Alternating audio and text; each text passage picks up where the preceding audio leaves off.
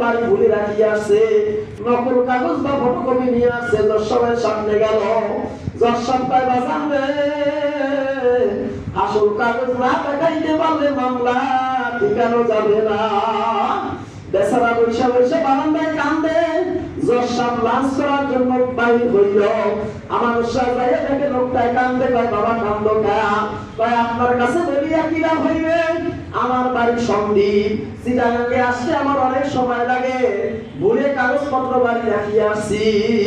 আমার ডাক দিয়ে বাবা চলো মাওলার কুদরতি কদমে দুইটা সেজদা দিয়ে আসো। আল্লাহর বান্দা যায় না। আবার আমার ডাক দিয়ে বাবা চলো মাওলার কদমে সেজদা দাও, মাওলার ফয়সালা করতে পারে। আল্লাহর বান্দা নামাজ পড়ে আসলো। আমার ডাক দিয়ে বাবা তোমার চক্ষু দুইটা বন্ধ করবা, আমার একটু ধরবা, মাথায় টাক না লাগা পর্যন্ত চক্ষু খুলবা না। আল্লাহর বান্দা ধরিয়ে চক্ষু বন্ধ করলো। কয়েক মিনিটের ভিতরে মাথায় একটু টাক লাগলো। আল্লাহর বান্দা চক্ষু খুলিয়া কয় এই তো আমার বাড়ি। আবার চক্ষু দুইটা বন্ধ করলো। কয়েক মিনিটের ভিতরে আবার চিটাগাঙ্গের জমিনে এসে হাজির। এখন তো আসলে কাগজ দিয়ে দর্শকের কাছে গেল। আমার আগে বলিয়া দিল বাবা আমার কথা বলবি না। জর্সাবের ভিতরে ঢুকছে।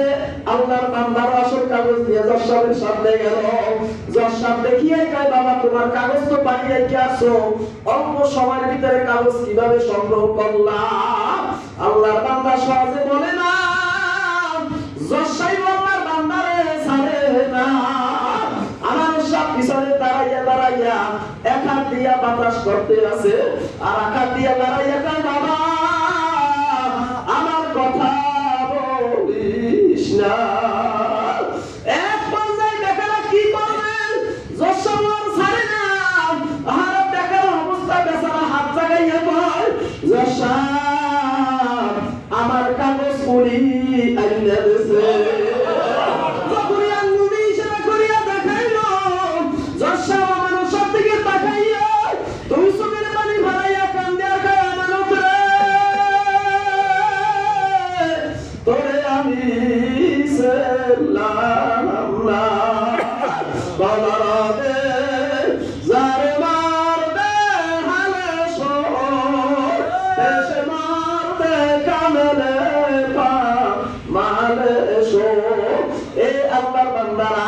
সব জিনিস কিন্তু বুঝানো লাগে না রে বাবা, কিছু জিনিস কিন্তু বুঝিয়া নিতে হয়।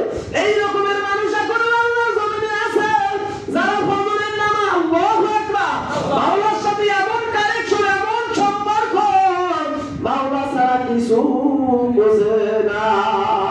এই জন্য ভাইদেরকে বলি, বন্ধুদেরকে বলবো, দুনিয়ার পাগল হয়ে কোনো লাভ নাই। পাগল হয়তো আমার মাওলার পাগল হয়। কত পাগল হয়েছিল শেখ হাসিনার, কত পাগল হয়েছে। আজকের শেখ হাসিনা কোথায়?